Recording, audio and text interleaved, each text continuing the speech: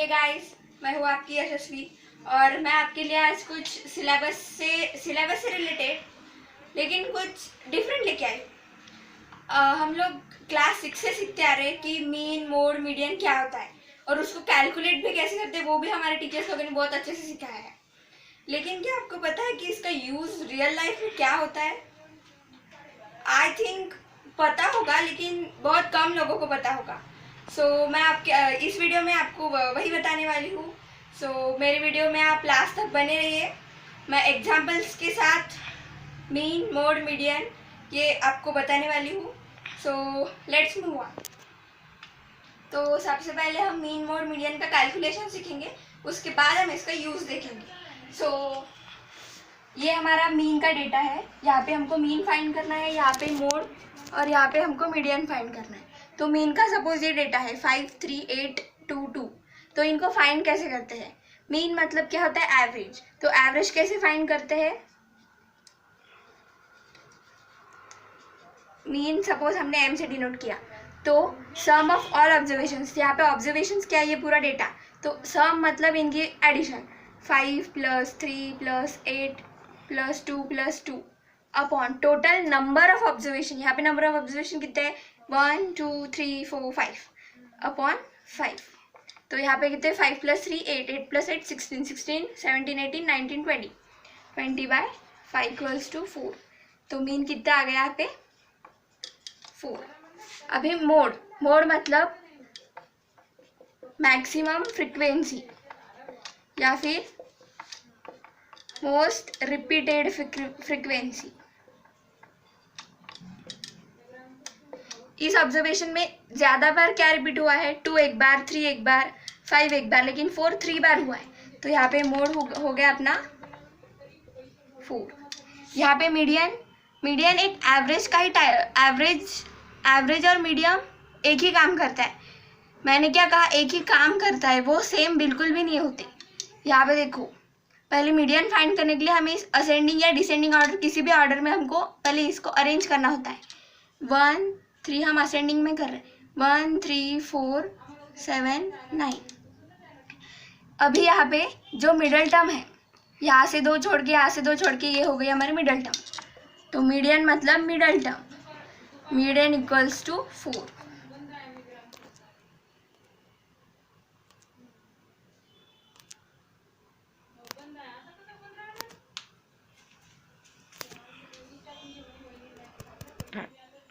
तो ये हो गया कैलकुलेशन।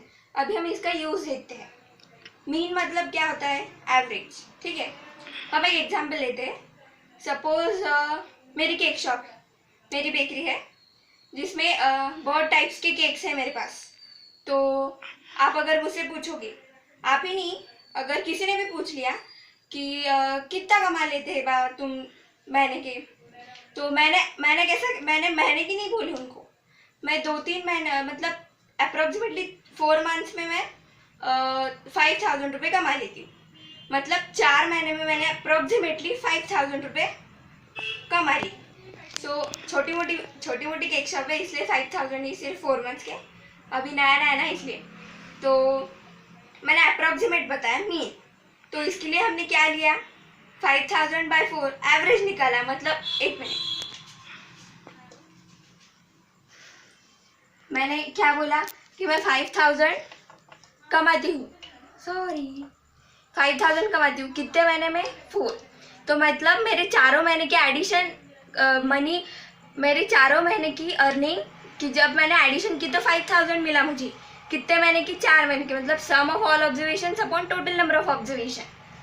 तो मैंने 1 महीने में कितना कमा लिया होगा? 4/5,000। जो कोई भी आ रहा होगा, लेकिन मैंने एवरेज बताया कि मैंने 4 महीने में 5,000 रुपये कमाए। तो अभी हम देखेंगे मोड। तो आपने मुझे पूछा, नहीं आपने नहीं पूछा, सॉरी, मैंने जो मेरे बेकरी में जो केक आते हैं जहाँ से, तो उनको मैं मुझे उनको ऑर्डर देना है। तो मैं ऑर्डर क्या दूंगी? सभी केक दे दूंगी क्या? मेरे केक बिकते भी नहीं, मतलब सभी नहीं बिकते हैं। तो जो केक मोस्टली बिकेगा, अभी हम जनरली जाते हैं तो 250 वाला ब्लैक फॉरेस्ट केक लेते हैं। बहुत जन वही केक लेते हैं, तो उसकी हम क्वांटिटी डिमांडेड बढ़ाएंगे। सो हम उनको ऑर्डर भी देंगे तो उसी केक की ज़्यादा देंगे। तो हमको वो 250 वाला केक ही क्यों ऑर्डर देंगे, क्योंकि हम कुछ एनालिसिस करेंगे हमारी शॉप में कि कौन से ज़्यादा बिक रहे हैं।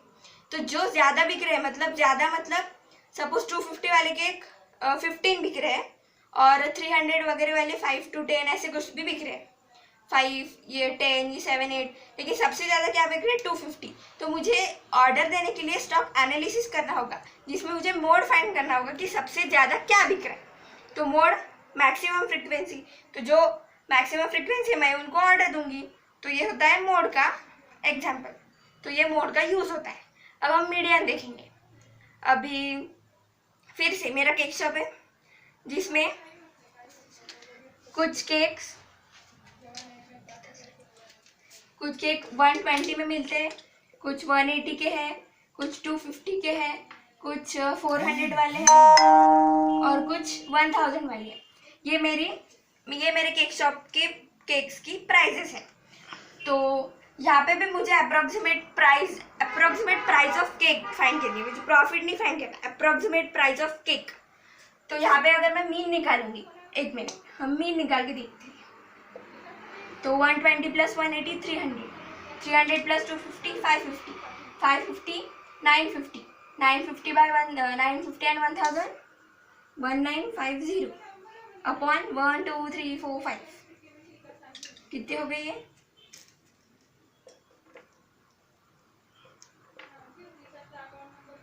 -19 -15 4 5 9 390।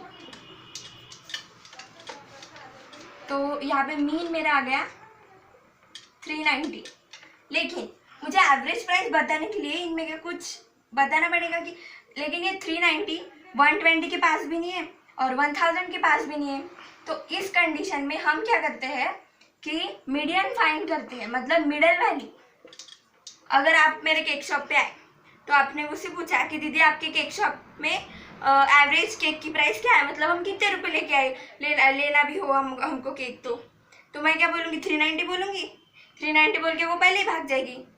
तो मैं सबसे मिडल वाली प्राइस बताऊँगी कि 250 के नीचे भी है थोड़े से, 250 के ऊपर भी है थोड़े से, मैं मिडल वाली प्राइस बोलूँगी।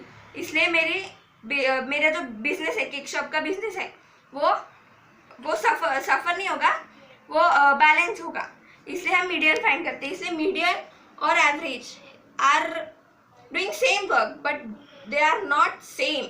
अगर मीन और मीडियन कैलकुलेट किए तो वो इक्वल कभी भी नहीं आती, लेकिन किसी किसी कंडीशन में हमको कुछ फाइंड करने के लिए कुछ फाइंड करने के लिए मीन कैलकुलेट करना पड़ता है और कभी कभी हमको मीडियन भी फाइंड करना होता है। तो ये था मीन मोड मीडियन का यूज़। तो कैसा लगा आपको मेरा वीडियो? आई होप आपको अच्छा लगा होगा। And keep watching my videos and subscribe my channel. So thank you.